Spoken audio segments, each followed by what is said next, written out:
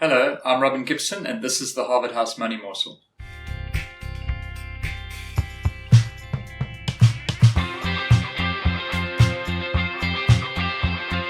Welcome back. Thank you for joining us. Please don't forget to like and subscribe.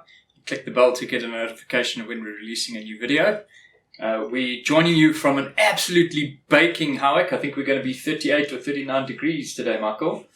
Yeah, it's hot. It's really hot. Hot in the markets too. Yes, it's hot in the markets too. Michael, yesterday the Monetary Policy Committee decided to leave rates unchanged after a rather surprisingly higher inflation number. Now, we've been telling everyone that high inflation means more interest rate. So I think we're going to have to bring some clarity on why they didn't increase when inflation surprised to the upside. Sure. Well, first of all, we're delighted they didn't, and it was our view that they wouldn't increase rates. Yes. Robin, I think really you have to look at the nuance of inflation and what's driven inflation higher.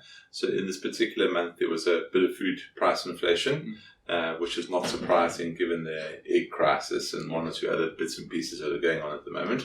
But also the other main reason was fuel prices, and we've obviously seen a sharp retraction in fuel prices already. And this month, we're looking at another big decrease in fuel prices if the current trends hold. So I think the Reserve Bank is very good at looking at the detail and understanding whether it's transitory or just temporary or whether it's going to be more long lasting. So and the second thing is that there's a rule of thumb that it takes 9 to sort of 18 months for interest rate hikes to become effective. So bearing in mind that we stopped hiking, this is the third meeting in a row that they haven't hiked now. So we only probably stopped hiking in June or July. So this whole wave of interest rate hikes we've had over the last 2 years really are still actually coming to bear. So I think what it probably does do, unfortunately, is just make the Reserve Bank a bit more cautious as to how quickly they start cutting interest rates. We're still on the view that it's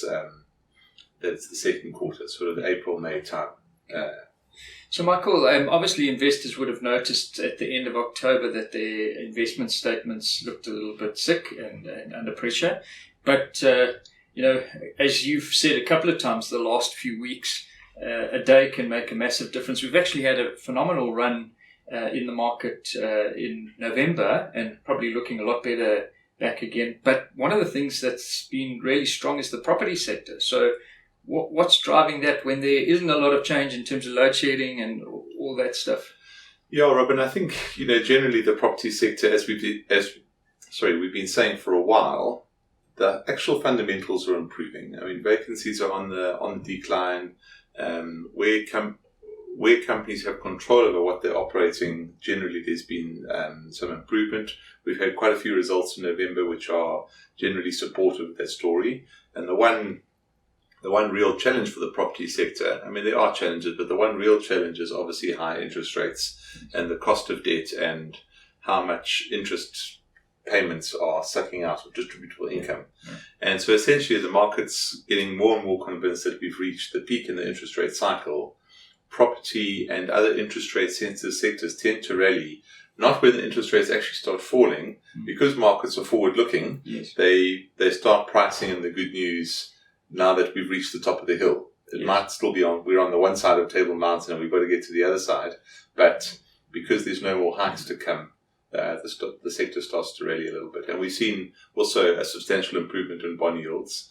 And maybe the other thing over November, because it feels like a long time ago now, but the budget that we had at the last day of October was much better than expected. Yeah. And actually, ever since then, bond yields have rallied a little bit, and bond yields have fed into the property sector. Yes. So we almost reported at the end of October at the very weakest point in that cycle, and hopefully by the time you get your statements for November, they'll just look a little bit better. But it just shows how fickle markets are and how you must try not to make short-term reactions. Yes, absolutely. Awesome. Well, it's nice to see the good news. Let's hope that maybe government can start to make an effect on Transnet. I'm told that it's not going to affect our Christmas shopping, but maybe it is going to affect our March shopping. So let's just see if they can unclog our ports. One way to stop people shopping and to get consumers under control. So